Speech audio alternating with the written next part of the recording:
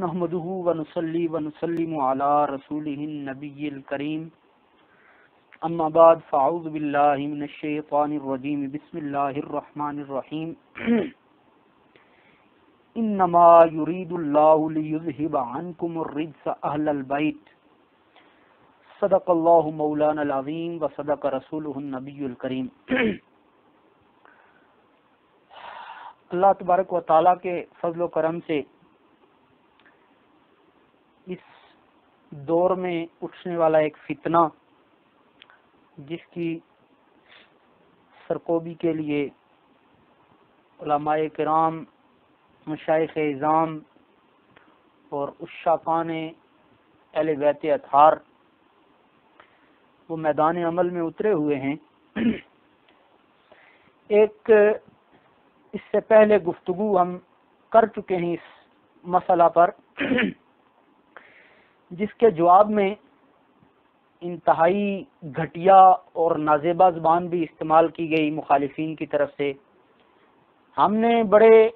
ادب کے دائرے میں رہ کر، بڑے اکرام کے دائرے میں رہ کر گفتگو کی تھی، لیکن اس کا جواب جس بدتمیزی سے دیا گیا اور جس دریدہ دہنی سے دیا گیا اس کی مثال آپ ہے۔ اللہ تبارک و تعالی قرآن کریم کے اندر ارشاد فرماتا ہے سورہ احزاب کی آیت نمبر 33 میں کہ اے رسول صلی اللہ علیہ وسلم کے گھر والوں، اللہ یہی ارادہ فرماتا ہے کہ تم سے ہر قسم کی ناپاکی کو دور کر دے۔ جب اللہ تبارک و تعالی کی طرف کسی چیز کا ارادے کا لفظ بھی استعمال کیا گیا ہو، اللہ تبارک و تعالیٰ کی ذات جب خود رب کائنات کوئی ارشاد فرماتا ہے، وہ صیغہ ماضی کا ہو، حال کا ہو یا مستقبل کا ہو، جس میں عام حالات میں تو اگر ارادے کا معنی نکلتا ہو، لیکن جب اس کی نسبت اللہ رب العزت کی طرف ہوتی ہے تو اس میں یقین کا معنی پایا جاتا ہے، یقین محکم کا، کہ یعنی اللہ نے جو ارادہ فرما لیا کہ اللہ فرماتا ہے کہ میں نے ارادہ کر لیا کہ اہل بیت سے پلیدی کو پاک کر دینا ہے، تو وہ ارادہ ہی نہیں رہا، گویا اللہ رب العزت نے دور کر دیا۔ اور پھر یہ احادیث جو سیدہ کائنات، سیدہ عالمین، راحت سرکار دو جہاں صلی اللہ علیہ وسلم، ام الحسنین کریمین، بانو علی المرتضی، شیر خدا، مشکل کشا، صلوات اللہ علیہا، آپ کی ذات عالی صفات کے حوالے سے ہے۔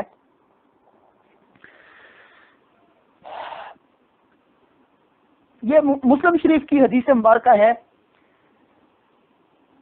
کہ حضور علیہ الصلوۃ والسلام نے فرمایا قال رسول اللہ صلی اللہ علیہ وسلم انما فاطمۃ بضعۃ منی یؤذینی ما آذاہا، کہ حضور علیہ الصلوۃ والسلام نے ارشاد فرمایا کہ فاطمہ میرے جگر کا ٹکڑا ہے، اور جس نے فاطمہ کو ایذا دی، فاطمہ کو رنج پہنچایا، فاطمہ کو گزنج پہنچایا، گویا اس نے مجھ محمد کو تکلیف دی۔ علمی محاسبہ اور علمی تعاقب وہ جاری و ساری ہے، علماء و مشائخ جوک در جوک علمی گرفت کر رہے ہیں علامہ جلالی صاحب کی۔ بالکل مختصراً میں اس حوالے سے گزارش یہ کروں، ہم قطعاً اس چیز کے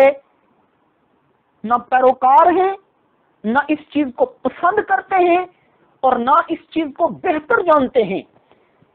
کہ ذاتی حوالے سے کوئی علامہ جلالی صاحب کے حوالے سے کوئی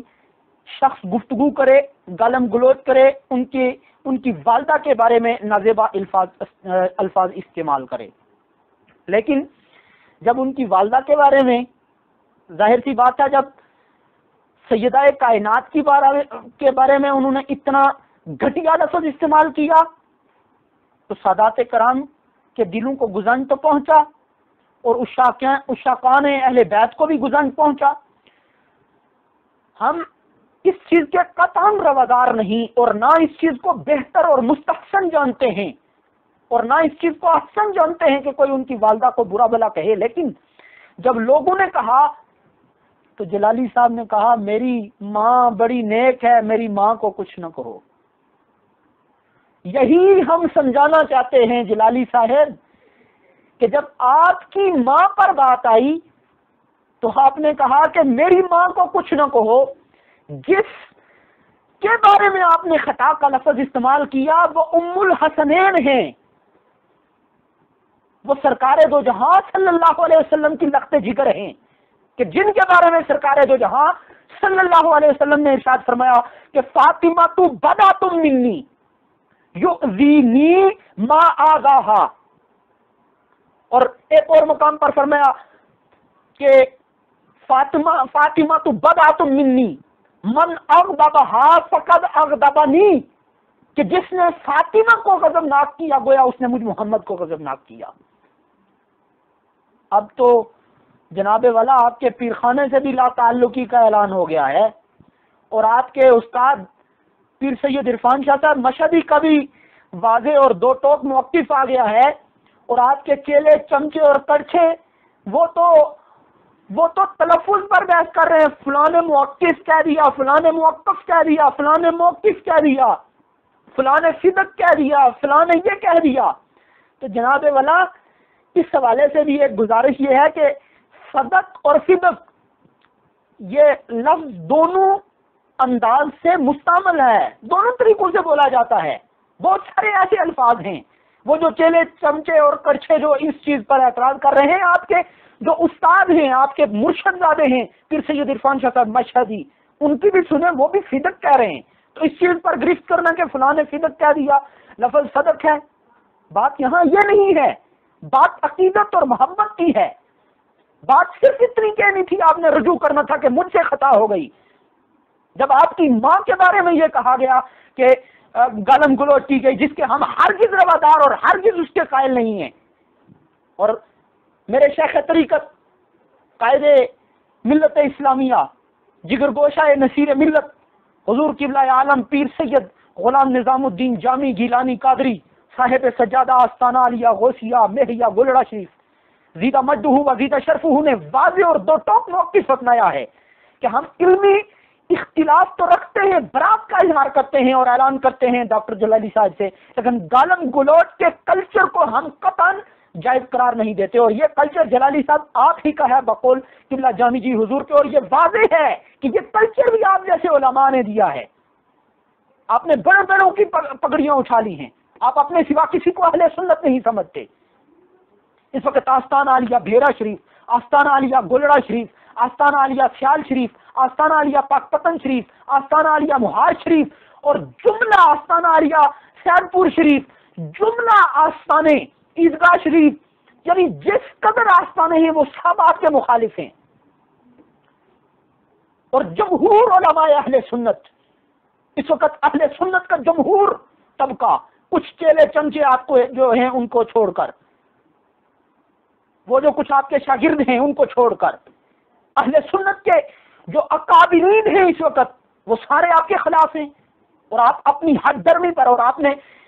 جسارت سے جسارت کرتے جا رہے ہیں۔ بات اہل بیت اطہار تک بھی محدود نہ رہی، آپ انبیاء تک پہنچ گئے کہ معاذ اللہ نقل کفر نباشت کے جو اتحادی خطا ہے وہ انبیاء سے بھی سرزد ہوتی ہے۔ کوئی آپ کو اتنا ہی بتا دے، آپ پڑھے لکھے ہیں، عالم اپنے آپ کو کہتے ہیں کہ محفوظ اور خطا کا سرزد ہونا اور محفوظ ہونا دو اپوزٹ چیزیں ہیں، دو متضاد چیزیں ہیں، اور چہ جائے کہ پھر معصوم کی طرف، انبیاء کرام کی طرف آپ نے اتحادی خطا کو منسوب کر دیا۔ ہم اہل سنت ہیں، ہمارا قطعاً اور ہرگز یہ عقیدہ نہیں ہے کہ اہل بیت اطہار معصوم ہیں، ہم انہیں محفوظات تصور کرتے ہیں، لیکن محفوظ اور خطا کا سرزد ہونا اور محفوظ ہونا یہ دو اپوزٹ چیزیں ہیں، دو متضاد چیزیں ہیں۔ اتنی سی بات اگر آپ کو سمجھ آ جاتی تو آپ ایسی بے شعوری والی بات نہ کرتے۔ اور پھر یہ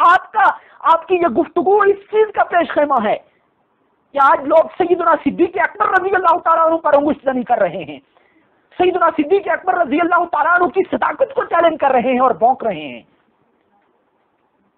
یہ کلچر آپ نے پروموٹ کیا ہے، اور آپ نے اس کے اور آپ کے کیلے چمچے جو کہہ رہے ہیں جناب والا کے ایک عالم کے بارے میں نازیبہ الفاظ، شرم آنی چاہیے ایسے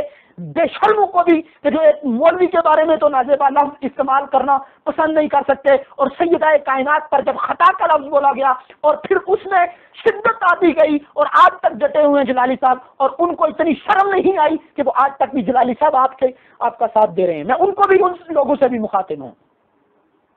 اور حضرت قبلہ جامی صاحب نے جملہ جو کہا